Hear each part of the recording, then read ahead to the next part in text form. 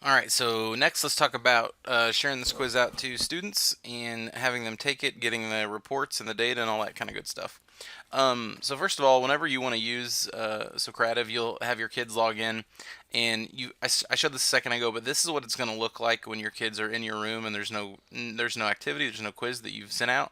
They'll see a little, I don't know if it's always a snowman, maybe it's just because it's December, but they're going to see a little like waiting screen telling them to wait until there's something there for them to do. So let's go back to our quizzes. We just made a practice quiz. Here's the practice quiz we just did. So I'm going to click this, click next, and then I want to choose the delivery method.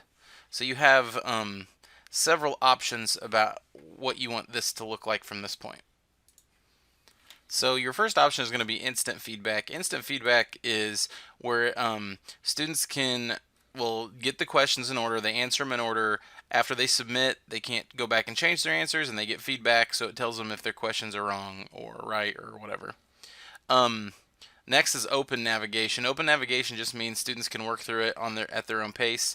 You can monitor them while they go through, but they don't necessarily have to answer the questions in order, and they can go back and they can change their answers before they finally submit at the end.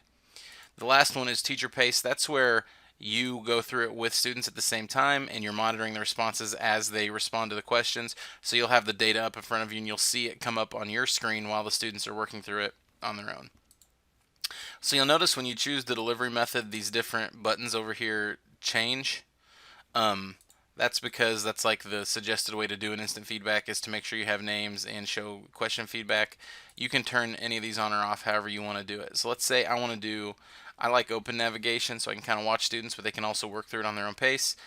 I always just require names. That means they're going to type their name in so you know who it is. You don't have to if it's formative. You don't necessarily need to collect the per student data for grading reasons. Shuffle just means put your questions in a different order, like randomly. Shuffle answers means like on a multiple choice, it'll put questions in a different order depending, like however randomly. And then you can also let them get a report of their final score when they finish. So after I have this launched, got my quiz the way that I want to use it, I can go ahead and start it. Okay, and so this is the practice quiz page where your student information is. And since no students are actually logged in right now, there's nothing up here. So I'm going to say Bobby Jones here is joining my class. And as soon as Bobby Jones joins, his name comes up here. So I could have multiple students in here taking this, and all of them would come up. So I could have Bobby Jones and Steve. Whoops. I gotta put the room name first.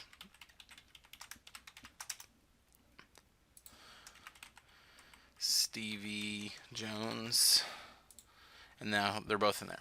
So, and you'll notice that although these quizzes are both the same,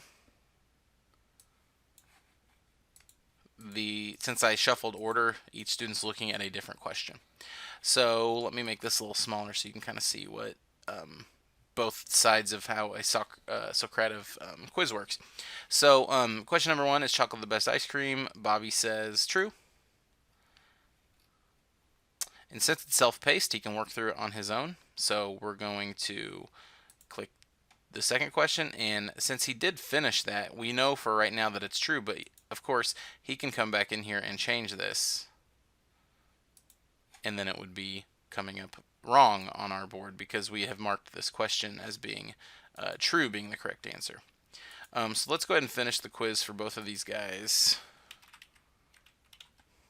I spelled that wrong on purpose.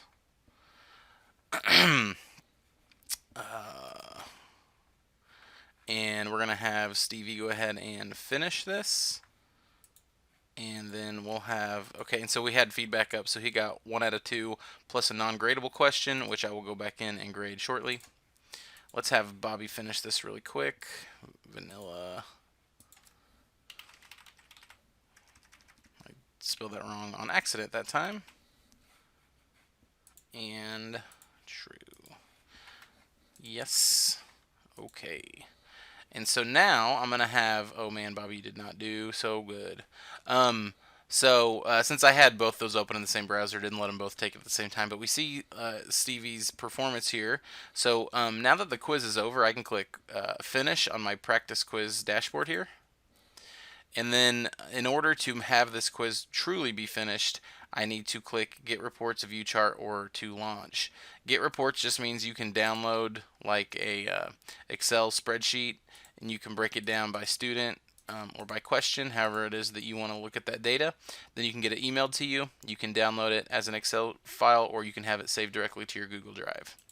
You can view a chart, which is like this. So now that this is over, I have a chart with the data in it that I can show answers and show names if I want. This would be really great to have in front of the class so you can say, hey, look, number 1, everybody got right, but number 2, everybody got wrong. What do we need to go over on number 2? And you want to have the names off for that, of course. You can still go back in here under report and get this data in different ways. You can go back to the launch, and that just means that you're done with that report and you are ready to move on and do another quiz, or you're done for that day or whatever. You will have your reports saved in the reports tab over here. So you can always come back in here and get this data back. And let's say I want to download a report. It'll download this Excel file, and then of course I'm going to open an Excel file, which is going to take 18 years to open because Excel is crazy, huge program. While that's downloading, I will think of something to talk about. I use Socrative for data cycles. I use it a lot to get formative and summative assessment. You can just change the you can keep I like it because you can change the proportions of the questions. I mean, you can change the questions but have the proportionalities be the same. So if you have a unit with 2 different skills that you're measuring, you can make sure that you keep the same amount of questions and just go in and change the types. Okay, so here is what an Excel report is going to look like through Socrative. I have my students, I have their performance, and this is something you could just pull out and use in your data cycling or on your data wall, or however it is that you display data, or however it is that you use it in your planning process for your lessons. All right, I'm going to exit out of that. Let's look at the other options from the launch menu. You have Space Race. So let me stop the current activity. Space Race is just a different way to organize your quiz, but you can put kids on teams and then let them choose their groups, right? So let's say I want 2 teams in the class. All right, so I got blue and magenta. Bobby Jones is going to join our class. All right, we got our student, and he was randomly assigned to Team Blue. So we're going to start submitting answers, and as the teams work through them, they will be given credit for doing all that work. And so basically, you throw the quiz out there at your kids, you have them work through it on teams, and every time they get one right, they score points, and then when you get to the end, whoever has the spaceship that's flown the furthest would be the winner, essentially. So that's how Space Race works.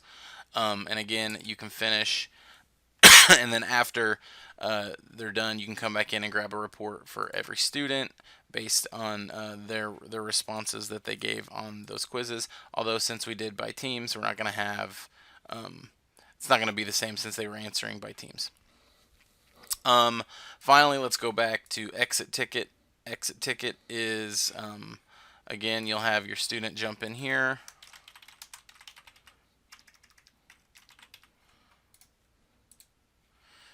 And these are just automatically generated questions. It's basically, how did you do today? What's something you learned?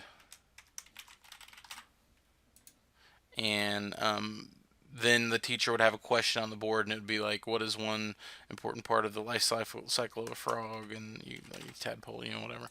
And then you'd have that kid's responses here after the exit ticket was done. So again, you'll have your report options. You can pull up your charts like this. You can do your spreadsheets or whatever, however it is that you want to end up organizing your data at the end of the day.